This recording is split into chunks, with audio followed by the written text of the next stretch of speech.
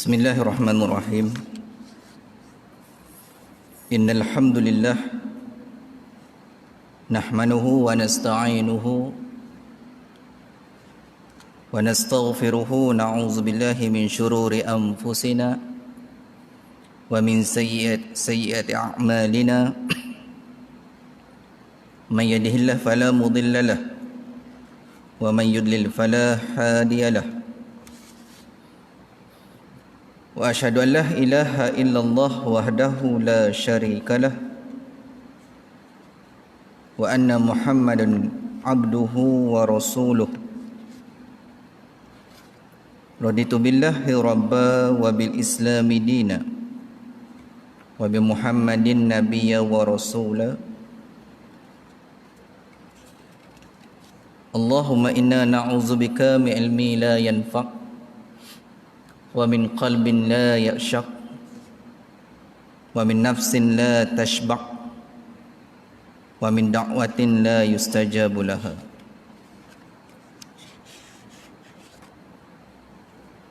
Qala Allah Ta'ala fi kitabihil aziz ba'da a'udzu billahi minasy syaithanir rajim. Laqad kana lakum fi Rasulillahi uswatul hasanah liman kana yarjullah wa yawmal akhir wa zakarallaha katsira. Wa qala Rasulullah sallallahu alaihi wasallam, bu'isa Rasulullah sallallahu alaihi wasallam lil arba'i sanah fama kusa bi Makkatin salasa asyara sanah yuha ilaihi summa umira bil hijrati fahajara 10 sinin wa mata wa huwa 63. Rabbi shrah li sadri wa yassir li amri wahlul 'uqdatam min lisani yafqahu qawli. Amma ba'd.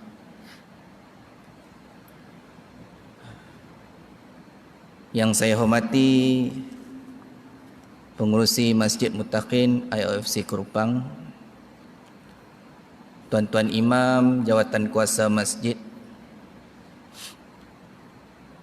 ayah-ayah, ibu-ibu, seterusnya jemaah sekalian, Assalamualaikum warahmatullahi wabarakatuh. Alhamdulillah, marilah sama-sama kita panjangkan kesyukuran kepada Allah Subhanahu wa taala atas segala nikmat yang Allah berikan kepada kita sejak kita dilahirkan sehinggalah sekarang saat ini. Mudah-mudahan dengan kehidupan yang Allah beri kepada kita pada hari ini, sama-samalah kita mengambil peluang untuk kembali kepada Allah Subhanahu wa taala dengan melaksanakan apa-apa sahaja yang diperintah oleh Allah dan meninggalkan segala larangannya. Mudah-mudahan tuan-tuan, puan-puan, ibu-ibu, ayah-ayah yang hadir pada malam ini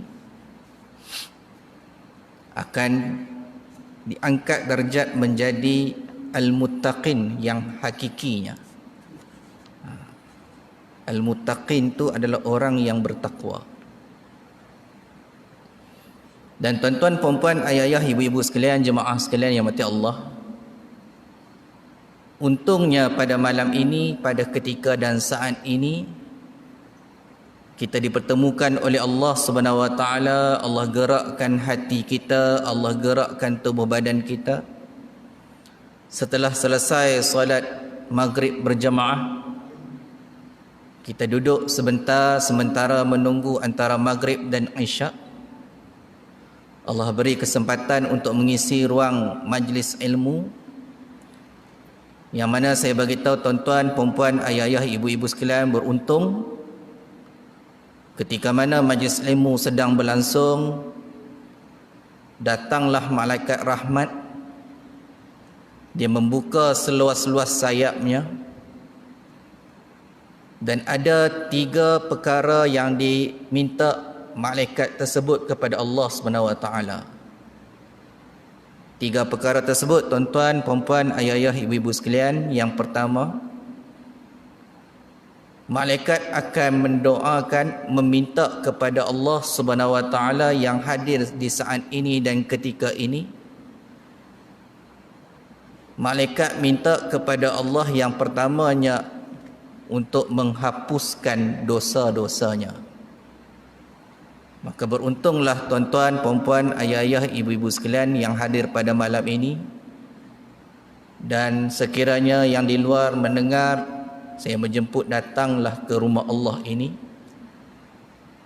Bukan calang-calang makhluk Allah Subhanahu Wa Taala yang mendoakan adalah malaikat.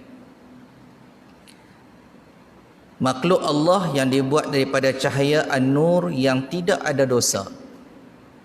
Yang pertama, ketika mana orang dalam majlis ilmu dia minta kepada Allah, hapuskanlah dosa-dosa yang hadir ketika majlis ilmu. Yang kedua, malaikat rahmat tersebut, tuan-tuan, puan-puan, ayah-ayah, ibu sekalian, sekiranya anak yang datang, ibu dan ayahnya andai kata berada di alam kubur, di saat bermulanya majlis ilmu, anak tersebut duduk hinggalah selesai majlis ilmu nanti, maka akan berhentilah siksaan kubur kepada ayah dan ibu di alam kubur. Itu malaikat diminta perkara kedua kepada Allah, ya Allah, yang hadir pada malam ini, andainya anak yang hadir pada malam ini ada ibu dan ayahnya di alam kubur, berhentikanlah seketika siksaan kubur selagi mana majlis ilmu itu berlangsung sampailah berakhir. Dan yang ketiga, malaikat rahmat ini minta juga kepada tuan-tuan, puan-puan, ayah-ayah, ibu-ibu sekalian yang hadir. Malaikat minta kepada Allah Subhanahu Wa Taala apa-apa yang dihajati. Apa-apa yang dihajati, berdoalah tuan-tuan, puan-puan, ayah-ayah, ibu sekalian, sebab malaikat akan mengaminkan doa-doa tersebut. Alhamdulillah.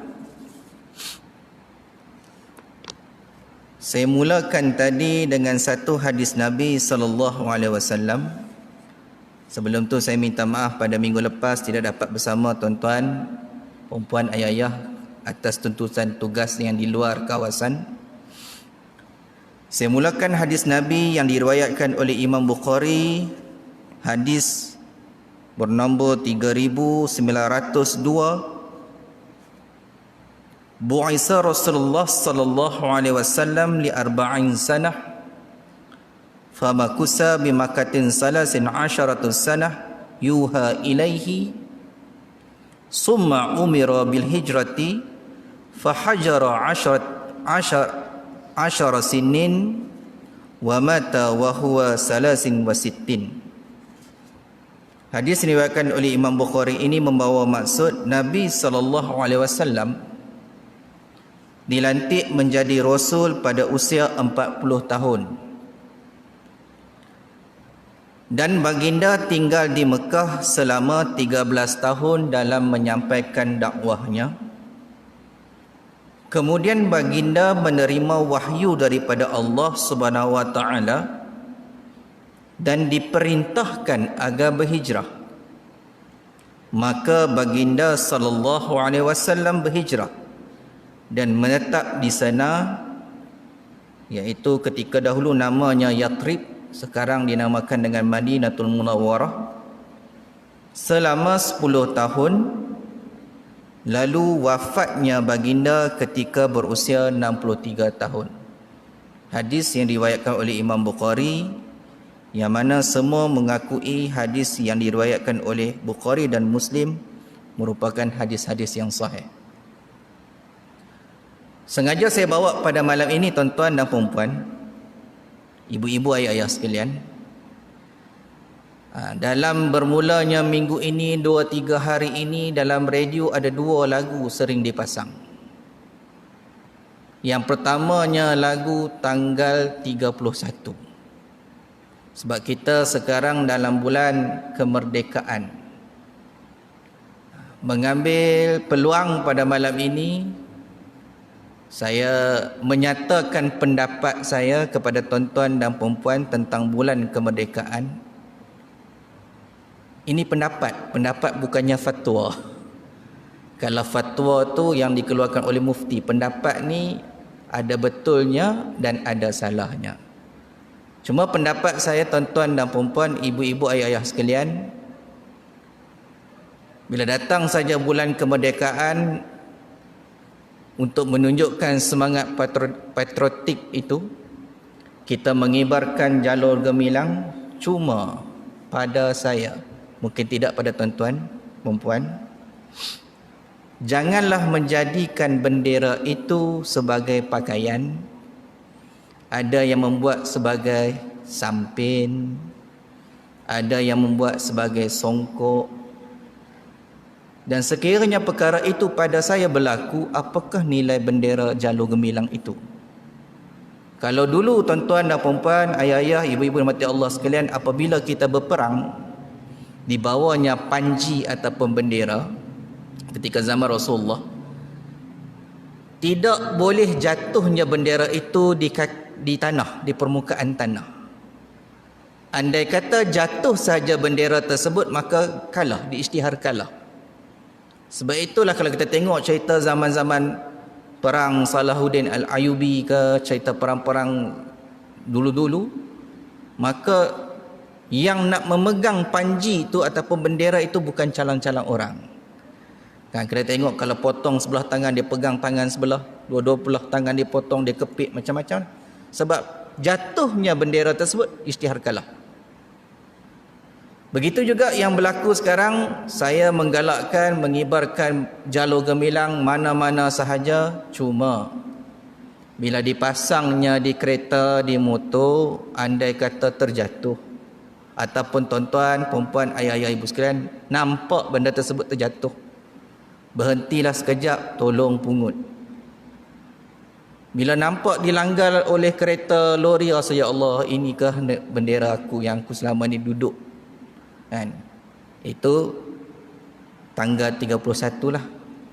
Yang kedua, yang diputarkan di radio-radio, dan insya-Allah 2-3 hari, dalam 2 hari ataupun sehari sebelah ni, satu lagu keramat, lagu kerohanian.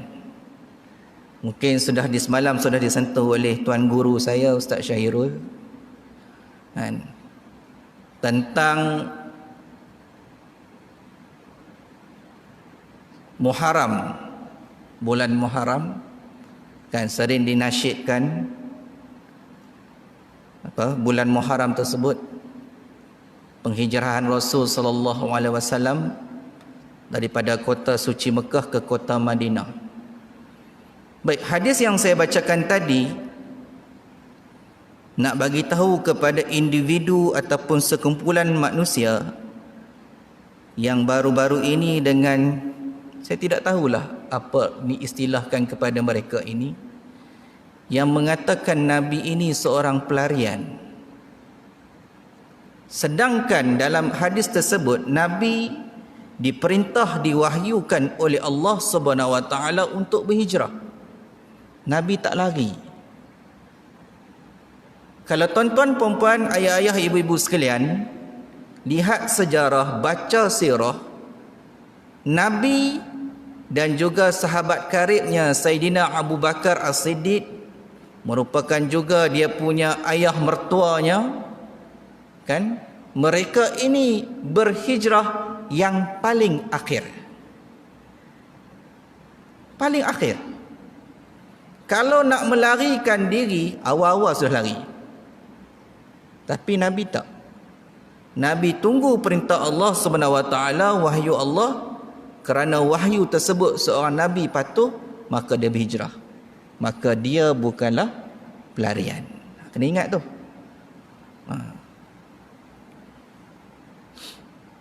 Baik. Jadi dalam lagu ataupun satu Muharram, detik permulaan tahun Islam hijrah, penghijrahan Nabi dan umat Islam, dari kota Mekah hingga ke kota suci Madinah, lebih kurang lah. Mungkin di kalangan kita, apabila membicarakan bulan Muharram ini, maka Nabi berhijrah pada bulan Muharram.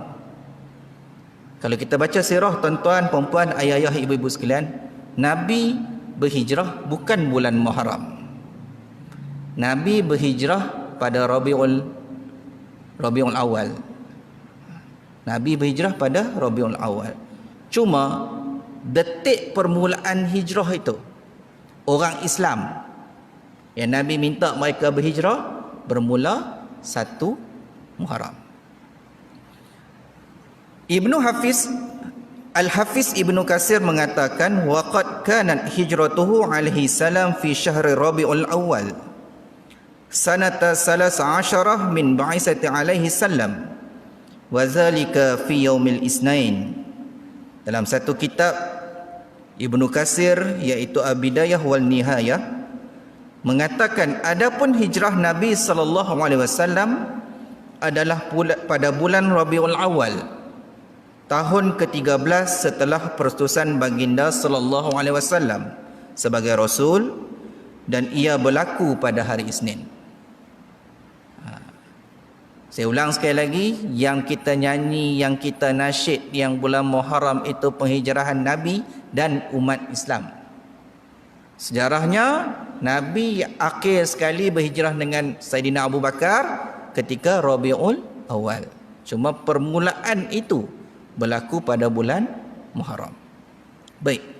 Cuma pada malam ini, tuan-tuan, puan-puan, ayah-ayah, ibu-ibu sekalian, kita janganlah menjadi golongan yang menyambut bulan Muharram ini tanpa ada pemahaman tentang sejarah bulan yang mulia ini. Ataupun dengan arti kata lain, dalam Islam ada satu bulan. Kalau bangsa-bangsa lain, agama-agama lain, dia ada bulan, awal bulan tahun pertama. Kita tidak boleh sama dengan mana-mana yang lain. Jangan menganggap itu sebagai alternatif kita menyambut bulan pertama dalam bulan pertama dalam tahun tersebut. Sebaliknya, kita kena faham kenapa diletakkan Muharram itu sebagai bulan pertama. Baik, kalau sinonimnya bagi masyarakat Melayu lah, bila sebut bulan Muharram ini ada dua lah akan berlaku. Yang pertamanya bubur Asyura, orang Melayu lah.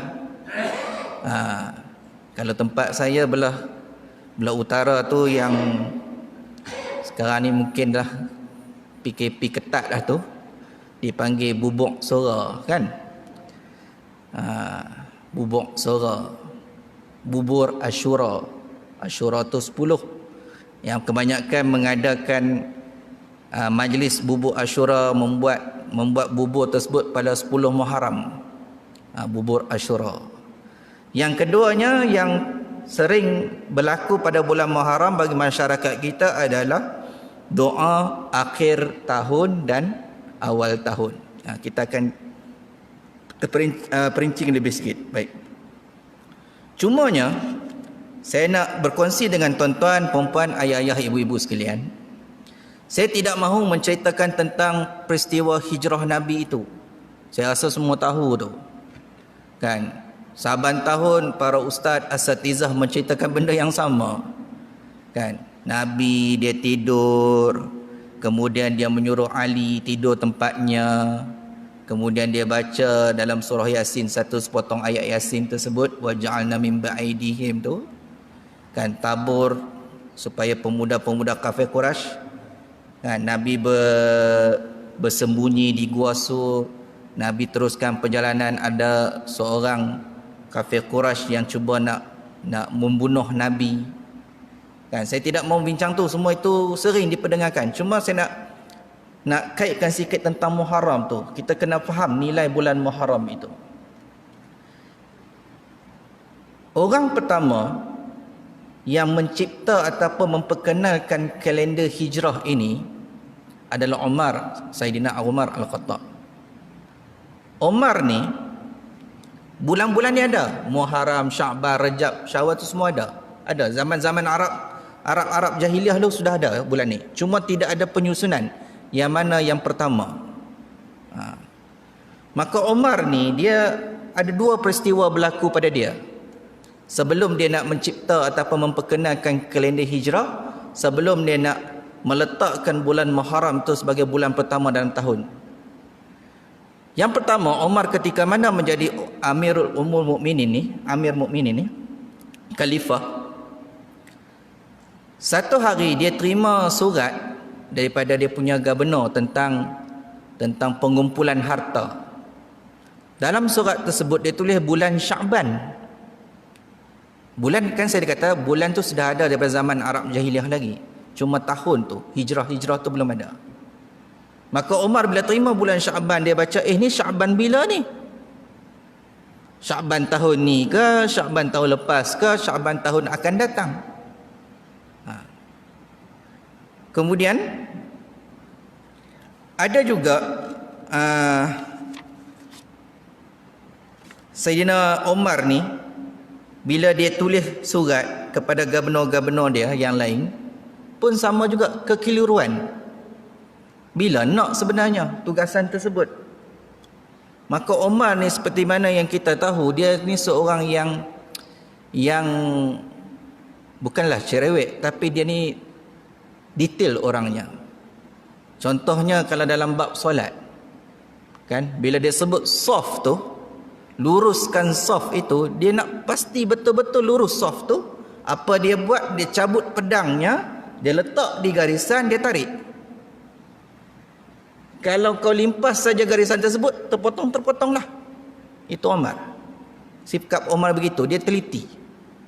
Kan? Jadi dia pun berkumpullah sahabat-sahabatnya. Dia kumpul sahabat-sahabatnya, mencadangkan kita nak memperkenalkan kalender hijrah ini.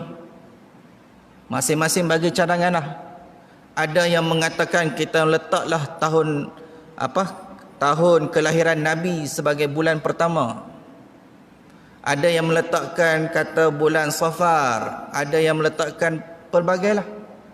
Kemudian berbincang lagi Sayyidina Osman, Sayyidina Ali, kata kita letak Muharram ini sebagai bulan pertama sebab apa? Dalam Al-Quran ada mengatakan 4 bulan haram, yang mana 4 bulan ini tidak boleh berlaku perang. Dalam Al-Quran ada sebut, antaranya bulan Muharram. Sayyidina Ali bagi cadangan begitu. Sayyidina Osman pula bagi cadangan, kita letaklah juga bulan Muharram ini sebagai bulan pertama dalam kalender. Kerana apa? Orang sudah selesai mengerjakan haji. Maksud kata dah bersih kan, orang pergi menunaikan haji kan, ibadah haji, dia tu ibarat dah bersih dah, Allah bersih dah. Jadi permulaan yang baru. Maka letaklah Muharram ni, dicadangkan Muharram ini sebagai bulan pertama. Maka bertepatanlah apa yang dibuat oleh Sayyidina Umar ini, Khalifah Umar ini, Al-Khattab, meletakkan bulan Muharram ini sebagai bulan yang pertama. Sebab bila kita teliti balik dalam sirah-sirah, dalam sejarah-sejarah, rupa-rupanya bulan Muharram yang mulia ini banyak peristiwa-peristiwa penting yang berlaku. Antaranya yang pertama, pada bulan Muharram ini Nabi Adam AS dicampakkan keluar daripada syurga. Pada bulan Muharram ini Nabi Adam AS dan juga isterinya Hawa dicampak keluar daripada syurga akibat melanggar perintah Allah yang kecil sahaja. Apa dia, tuan-tuan perempuan, ayah-ayah, ibu sekalian? Allah perintah kepada Nabi Adam, kau buatlah apa-apa saja dalam syurga ini. Nak makan, nak main, nak buat apa, buat sahajalah. Jangan kau sesekali menghampiri sebuah pohon. Ada nama kata, ulama bagikan nama kata pohon buah kuldi lah. Adalah nama lain lagi. Tapi nak bagi tahu, hanya makan buah. Kita macam mana tuan-tuan, perempuan, ayah-ayah, ibu sekalian? Bukan kata makan buah. Macam-macam lebih jahat lagi kan? Tak solat, mencuri, cakap bohong. Macam-macam lah lagi. Dan pada bulan Muharram ini juga, Adam AS, Allah terima dia punya taubat.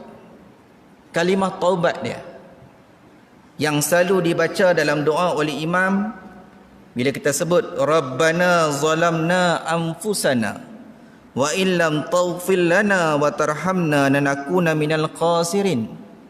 Itu doa Nabi Adam. Oh, baru tahu doa Nabi Adam.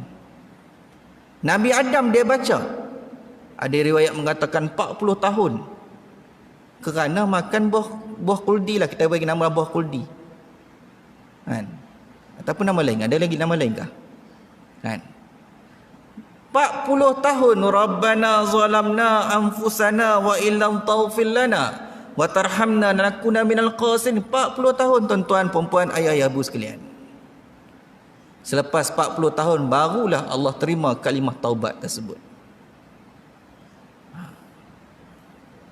Rabbana zalamna, ya Tuhan kami telah zalimkan diri kami sendiri.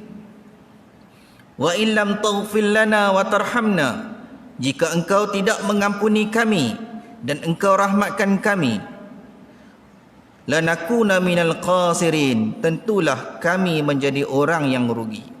Maka riwayat mengatakan pada 10 Muharram kalimah taubat ini diterima oleh Allah Subhanahu wa taala. Nabi Adam AS ketika itu apabila dah sudah terima taubat ini, maka dia puasa sunat.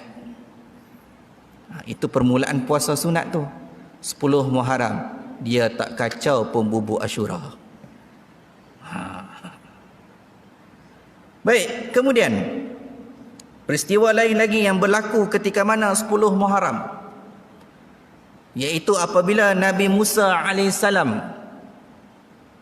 yang telah dikejar oleh Fir'aun sampai ke Lautan Merah, yang mana antara mukjizat Musa AS ini dibalingnya tongkatnya terbelah dua. Kan? Semua tahu Nabi Musa ini waktu kecilnya dihanyutkan dalam sungai Nil dengan izin Allah Subhanahu wa taala sampai ke istana Fir'aun. Ketika mana Fir'aun dia bermimpi pada malam sebelum ini, dia kata ada seorang budak lelaki yang tarik janggut dia. Dia punya ahli nujum pak belalang ketika itu mengatakan ada budak lelaki inilah akan menjatuhkan kau. Maka dia perintahkan semua budak-budak lelaki dibunuh. Dengan izin Allah, takdir Allah SWT, dihanyutkan Musa AS sampai ke syurga, ke istana Fir'aun. Ketika itu isteri Fir'aun, Asiyah, dia minta ihsan kepada Fir'aun, kata kau janganlah bunuh anak kecil ini, kita pun tidak ada zuriat lagi. Fir'aun ni dia uji Nabi Musa AS ketika kecil itu. Dia kata apa? Dia uji, dia letak buah-buahan, sebakul buah-buahan, satu bakul bara api. Dia kata sekiranya budak kecil ini, yang ketika itu dia tak ada nama Musa lah, kalau budak kecil ini dia merangkak pergi ke bakul ada buah-buahan, mengambil buah-buahan, maka aku kepancung. Dilepaskan Musa AS merangkak. Pada mulanya dia nak memegang buah-buahan, ditepis malaikat pegang bara api, dia makan. Sebab itulah di kalangan para nabi, Musa AS ni dia gagap. Dan ada catatkan dalam Al-Quran apabila Musa nak berdakwah kepada Fir'aun, dia baca doa yang saya baca mula-mula tadi, iaitu Rabbi syrahli, yang selalu kita baca, anak-anak kita baca di sekolah. Rabbi syrahli sadri wa yassirli amri wahlun 'uqdatam min lisani yafqahu qawli. Ya Allah, ya Tuhanku, lapangkanlah dadaku dan mudahkanlah bagiku urusanku, dan lepaskanlah kekakuan lidahku supaya mereka memahami perkataanku. Sebab Nabi Musa ketika itu dia gagap, hasil ditemakan bara api. Baik, setelah diselamatkan oleh Allah SWT, Lautan Merah terbuka, dia sudah limpas dengan dia punya pengikut-pengikutnya, tertutup balik.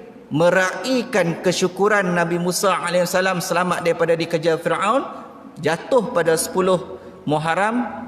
Oleh itu semua Yahudi ini, orang Yahudi berpuasa pada 10 Muharram, dan Nabi Musa alaihissalam sendiri pun dia berpuasa sunat pada 10 Muharram, dia tidak kacau bubuk sora. Baik, kemudian kita kaji lagi dalam bulan Muharram, kenapa diletak Muharram ini bulan pertama dalam hijrah. Allah Subhanahu wa taala menyelamatkan Nabi Yunus alaihissalam daripada perut ikan. Ada orang katakan ikan nun, ada orang katakan ikan paus, wallahu alam lah. Nun dengan paus tu mungkin yang samalah spesiesnya, ikan yang besar lah. Kan? Pendek cerita, Nabi Yunus alaihissalam ini Allah uji sedikit, dia ditelan dengan ikan yang besar tersebut. Kalau ikan damit tak ditelan, mestilah ikan yang besar. Kan? Telan Nabi Yunus ini, dan dalam perut ikan nun ataupun ikan paus tersebut, maka kalimah-kalimah zikir la ilaha illa anta subhanaka inni kuntu minaz zalimin, itu yang dizikirkan, dikalimahkan, ditasbihkan oleh Nabi Yunus alaihissalam. Kan? Yang membawa maksud kepada kita, ya tiada Tuhan, la ilaha illa anta, tiada Tuhan melainkan engkau ya Allah, subhanaka inni kuntu minaz zalimin, maha suci engkau ya Allah, sesungguhnya aku adalah orang-orang yang menganiaya diri aku sendiri. Dia berzikir, la ilaha illa anta subhanaka inni kuntu minaz zalimin, la ilaha illa anta subhanaka inni kuntu minaz zalimin. Kan? Berzikir tak putus-putus. Kan? Dengan izin Allah, berkat zikir tersebut pada 10 Muharram juga, takdir Allah Subhanahu wa taala, ikan tersebut muntahkan balik Nabi Yunus alaihissalam. Dan setelah muntah tu, Nabi Yunus dia sujud syukur, dia puasa sunat 10 Muharram, dia tak kacau bubuk sora. Maka jadikanlah amalan la ilaha illa anta subhanaka inni kuntu minaz zalimin sekiranya kita dalam kesusahan. Kalau Nabi dah menjadi contoh kepada kita dalam kesusahan, apatah lagi kita manusia biasa. Ambillah pedoman tersebut, ambillah panduan tersebut, zikirlah banyak-banyak la ilaha illa anta subhanaka inni kuntu minaz zalimin. Sebab itu diajarkan kepada isteri-isteri, ibu-ibu, ketika mana nak melahirkan anak. Kan, ketika mana nak melahirkan anak, dia suruh baca banyak-banyak benda itu. La ilaha illa anta subhanaka inni kuntu minaz zalimin. Supaya memudahkan urusan tersebut. Supaya senang proses nak bersalin tersebut. Yang ayah di luar, bakal ayah di luar pun baca juga la ilaha illa anta subhanaka inni kuntu minaz zalimin. Baik. Seterusnya, berlaku juga pada bulan Muharram, bulan yang mulia ini, iaitu Nabi Nuh. Cerita Nabi Nuh ni, Nabi Nuh ketika mana Allah perintahkan kepadanya, kau siapkan bahtera yang besar, akan datanglah bahtera tersebut, akan datanglah banjir yang besar, maka selamatkanlah bahtera tersebut, pengikut-pengikut engkau dan juga makhluk-makhluk yang lain lah. Sebab itulah orang putih dia buat cerita tu kan, cerita Noah kan, N-O-A-H tu, Prophet Noah tu. Cerita yang sama lah. Mereka pun menganggap itu Nabi Nuh, kita pun Nabi Nuh juga, bukan orang yang lain. Cuma mungkinlah gambaran tu tak sama lah. Tapi nak ceritakan kepada kita, Allah perintahkan kepada Nabi Nuh alaihissalam buat bahtera yang besar. Kemudian panggillah pengikut. Hatta diceritakan dalam riwayat tersebut, anak dan isteri Nabi Nuh pun sendiri tak mau ikut. Dia kata, gila ke apa? Tengah-tengah padang pasir memang mana banjir. Kan? Tapi Nabi Nuh kata, ini perintah Allah Subhanahu wa taala. Buatlah dia. Kan, kalau cerita orang putih tu binatang tolong kan. Binatang bawa pokok, bawa lah semakin gajah bawa dan sebagainya. Wallahu alam lah. Baik, selamatnya Nabi Nuh daripada ancaman bahaya banjir besar dan mendarat ke bahtera Nabi Nuh itu di Bukit Zuhdi tanggal 10 Muharram. Selamatnya Nabi Nuh dan juga pengikut yang ikut tu, makhluk-makhluk yang lain tu, Nabi Nuh ketika itu dia ucap syukur kepada Allah Subhanahu Wa Taala, dia puasa sunat, dia tidak kacau bubuk asurah. Baik. Lagi dalam bulan Muharram apa yang berlaku tuan-tuan dan puan-puan, ayah-ayah, ibu-ibu sekalian. Dalam Muharram juga berlaku peristiwa Nabi Ibrahim alaihissalam. Ketika mana telah ditangkap oleh Raja Zamrud ke Namrud. Rut lah belakang lah ustaz, tak ada masalah lah. Namrud. Zamrud tu cincin belian kan. Nabi Ibrahim ni, ceritanya sebelum dia ditangkap, ayahnya ini pembuat berhala. Jadi bila ketika dia sudah dewasa itu, dia menghancurkan bahala-bahala yang ada tu, dia tinggal satu je kan. Kalau kita dengar sirah-sirah begitu, dia gantunglah kapak bila ditangkap. Kata, bukan aku yang buat ni, bahala yang besar ni yang buat ni. Kau tanyalah bahala ni, betul ke? Kan? Tanya dia buat ke dia? Bahala mana bercakap? Maka dikumpulkan kayu api bakar, unggun api lah. Nak dibakarnya Nabi Ibrahim ni hidup-hidup. Nabi Ibrahim dibakar dengan hidup-hidup. Sebab itulah ada sirah mengatakan